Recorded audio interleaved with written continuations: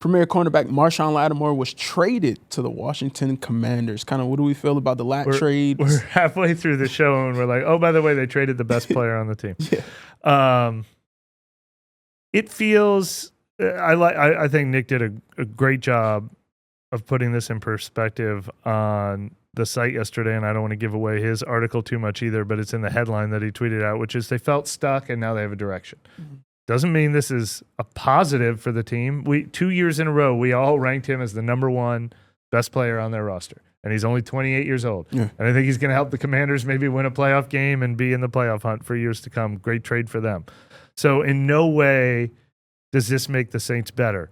But, you know, this is what everyone's been asking for. Stop kicking the can down the road. Catch up on the salary cap. This is how you do it. This is how you do it. You stop paying a guy $20 million a year. You get a couple of draft picks. You start getting younger. You start getting cheaper. You eat a lot of dead money next year. So in 2026, you have less dead money. I mean, like, all these things are a direction. They inadvertently did it with Ryan Ramczyk because he had to retire for health reasons. Like they're ripping the Band-Aid off a little harder now, and they're going to do that at the same time as they hire a new coach. So at the very least, it's a direction. But, I mean, we're talking about one of the 10 best players we've ever covered. Yeah, no, great player, amazing player. You know, let's, like, aside from all this, like, I'm excited to see him go to a contender and like potentially be energized and just playing. Like, I thought he was playing great, but I always feel like I always feel like he has more to give. And, you know, I don't want to come off like I'm you know, I hate it when like someone gets like trash walking out the door or whatever like that.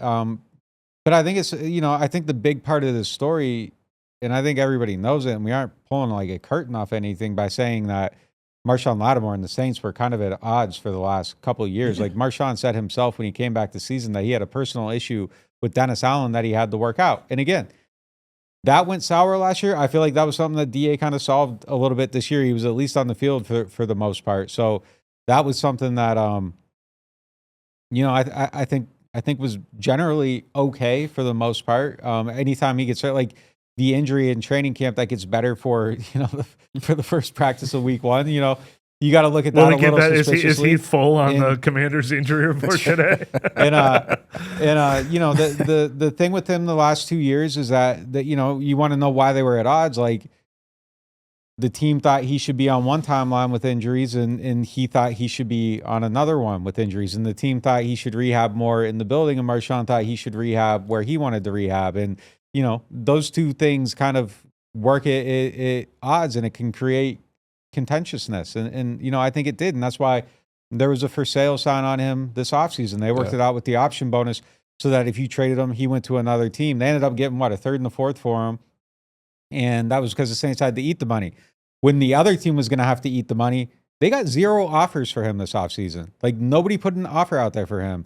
And so they were unable to trade him. He was incredibly expensive. Once the price was manageable, he became a tradable asset, and, you know, off he goes. But, you know, I just don't think that for the better part of the last 2 years that there was it was synchronous, you know, between him and the organization. And there wasn't a lot of, like, you know, harmony there. And, you know, once you can envision yourself being without him, once you put the for sale sign on him, once you draft a second rounder, you know, you're kind of already down that road. You're already, you know, once you talk to a divorce lawyer, you're probably going to end up getting divorced. And like, that was kind of like what happened there. So I don't think you're putting that back in the bottle, and it just didn't get there. And I mean, there were some other things, you know, there were a couple things along the way that you know, you kind of catch rumors of, and you're like, oh man, like this is definitely over. And, you know, it wasn't until, it's funny that, you know, once DA goes, he goes. Like, it was just kind of, like, I know, like they were kind of already done with him though, I think. So like, in the sense of being willing to live without him, they prepped for it. And then it became the best thing for the team. You're starting this rebuild. You got to clean your cap. You're getting 2 pretty good assets in the draft if you hit on them. You know, it was just something that I feel like had come to a head and had to be done. Yeah, when you say prepped for it, obviously drafting Kool-Aid McKinstry in the second round, and I think they've come to think even more so that Alontae Taylor is one of the best players on the roster. So that is a position where they can absorb it a little bit. Even you talk about over the summer and you're not pulling back any curtains. A quiet guy, a quiet media guy in a certain sense, is liking things about him linked to the Texans and different things like that. So it never was like a hidden thing of, oh, I wonder if Marshon really doesn't want to be here or doesn't want to play under DA and stuff like that. So it was pretty loud. It's kind of funny that he ended up with the 2024 version of the Texans. They're the hot young team with the number 2 pick in the draft quarterback. So that's what he wanted to join in the offseason. Look, he's got the new version. We'd be remiss though to like not point out like what he really meant to this this organization. Like he's one of the best defensive talented, most talented players that they've had on defense ever. Like maybe their best corner ever.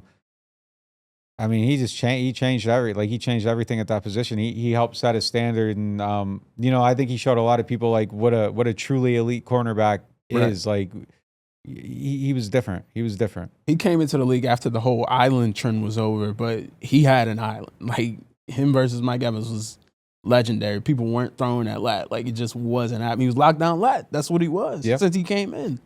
No, incredible player. And look, I mean, he changed the course of history in 2017. I mean, obviously, they should have drafted Pat Mahomes, but because they drafted Lattimore and rescued that defense, it like prolonged Drew Brees' career around here for a few years. Yeah, I mean, the shortening Drew's career with Mahomes might have been. Yeah, exactly.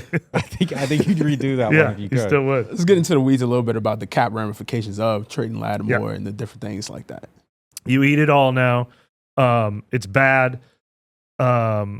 Next year, because now all the dead money that was left on his deal, I have this written up. I'll read it exactly. So here's the difference between what happens. This is what his numbers were scheduled to be: 31.4 next year, 28.6 the year after, 8.2 the year after. So for the next 3 years, he was going to cost $68.2 million. Now it's 31.7 next year, almost the exact same number. You don't really save money in 2025. And then off the books. So, like, you eat it all next year, and then he's off the books. So it doesn't super help you in 2025. It helps you long term. But you can't do this with everybody because, and as a matter of fact, this is going to come up in the Martin's question. You do this with 1 or 2 more guys, and you're done. Like, the dead money paralyzes you so much you can't make any other moves.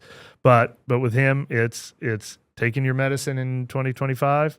Being done with it in 2026. They're going to have to hit on them draft picks. I mean, they really do. Because there isn't going to be a lot of money to sign anyone. Nope. They're going to have about $60 million in dead money as it stands now. Probably more to come. Yeah. I mean, so they have to hit on them picks. If you hit on them picks, you can get better. Like, you can get better in a hurry. Better if and you're cheaper. On your picks. That's the only way to get better. Yeah, you aren't buying your way out of this in 25. Like, there isn't going to be a spending spree. They probably don't sign. They're signing Lonnie Johnsons and I wonder if Adebo is the new Lonnie. I mean, I wonder what Adebo costs. I think this makes it more likely you bring Adebo back, and I think Adebo's injury makes it more likely you can afford to bring Adebo back, but you're not paying him $10 million.